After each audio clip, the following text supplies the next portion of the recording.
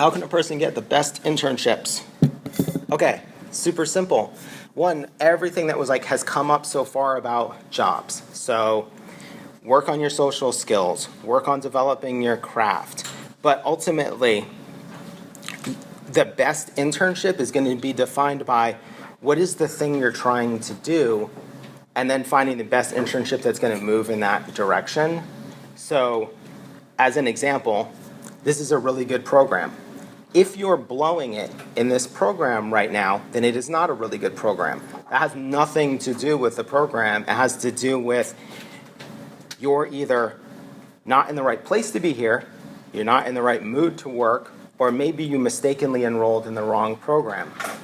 So for you, this is not the best. This is not a waste of 3 weeks, but potentially it's a waste of 3 weeks of your life. So you get the best internship in the world. If it's not going in the right direction, like if I go and get an internship with, who's someone amazing,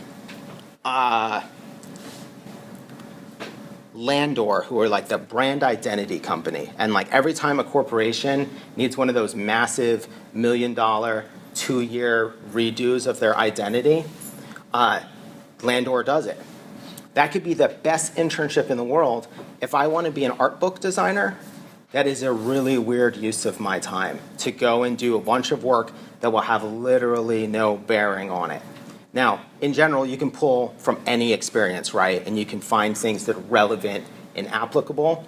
But in general, we could say it probably would have been a better idea for you to go intern with the best art book designer, or maybe just the best book designers, and then apply that to art books. But don't go somewhere that has nothing to do with anything. So that would be the first thing. The second part would then be you have to know what those internships are, and the only way to do that is going to be define where it is you want to go and then start doing research along those lines. So what is it you want to do? Can you actually intern at that place? Can you do the shadowing thing? To me, this seems weird, but I see people do it all the time, so maybe it's... Has anyone ever done this, gone for a day and shadowed someone at their office? Is that helpful? I loved it every time. Okay, there you go. So it's less of a waste of time than I thought it was. But that can give you a glimpse into what is it like working at this place? What kind of work do you do? What does someone do, hopefully, in an average day? So when you shadow someone, you set up this thing, and then you show up, and you literally just kind of follow them around. They tell you, well, we're working on this, and this is why we have to do this, and this is, what our office culture is like. That kind of stuff will help you figure out later where you might want to intern at. When I worked at Knock, there were definitely a bunch of people who interned at college that had done the shadowing thing in high school. So they came by for a day and they were like, oh, this is super interesting. And then they came back a year, 2, 3 years later to actually do a proper either summer internship or whatever. So you need to actually see these places to understand if they're going to be good. And then the other thing is leverage stuff like your... what do they call them? Careers office. So at MCAD, there's a careers office. And their job is to help you get opportunities. So if you want to go intern with Landor, they can go through the alumni database and see if they can find anyone that works at Landor.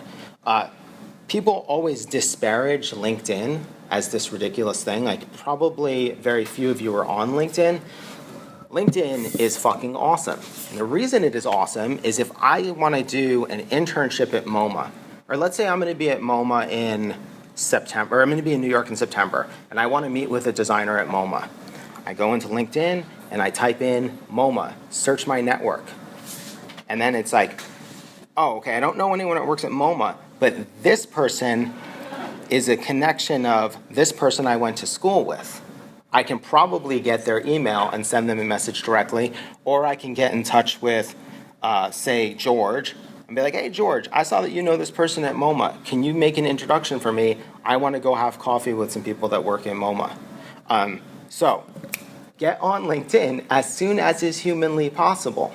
It's basically a fantastic way of mapping all the people in your life and who they know. If you're trying to find places to do internships or to do informational interviews, if your parents are on LinkedIn, just be like, hey, can I hop on your LinkedIn and search for some stuff? You could search for graphic designer with the town you live in, and then do like within a 50-mile radius. And you can find out all the people that your parents have some connection to that are graphic designers. And then you can figure out like, okay, is there anyone locally I can talk to? So basically you guys have to do some reconnaissance. And yeah, if you can talk to people who've done it already, that is the best thing. And do as many internships as you can afford to do, whether they're paid or unpaid. The more that you can afford to do, the more connections that you make. Even just doing the shadowing thing helps to make you that known commodity where people are like, oh yeah, they were around here last year for a day. And someone's like, oh, were they cool? Yeah, they were cool. Okay, well, let's like bring them in and talk to them. So it's like, it's a way of, shaking hands and kissing babies, basically. Make sure you do internships that are actually worth your time. I did really stupid internships. They were dumb.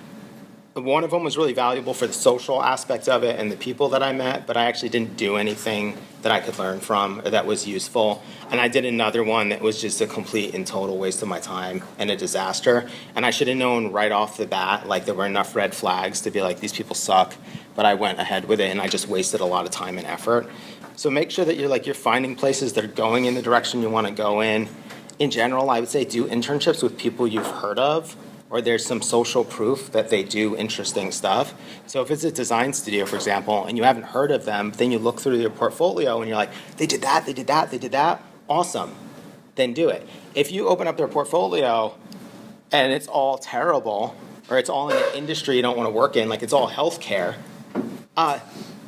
don't think like, well, I really need an internship, and this is the only place that's looking for an intern at the time. That's a terrible attitude. Instead, go and make your own luck and start banging on doors and being like, hey, do you offer an internship program? Can I come in and do an informational interview? Can I show you a portfolio? Blah, blah, blah, whatever it is. Don't be afraid to ask for the things that you want or need. You're usually not going to ask for something so heavy that someone's going to remember it for years and be angry that you had the nerve to ask. Most people are going to forget about it, or they're going to feel bad that they have to say no. So ask for the things that you want.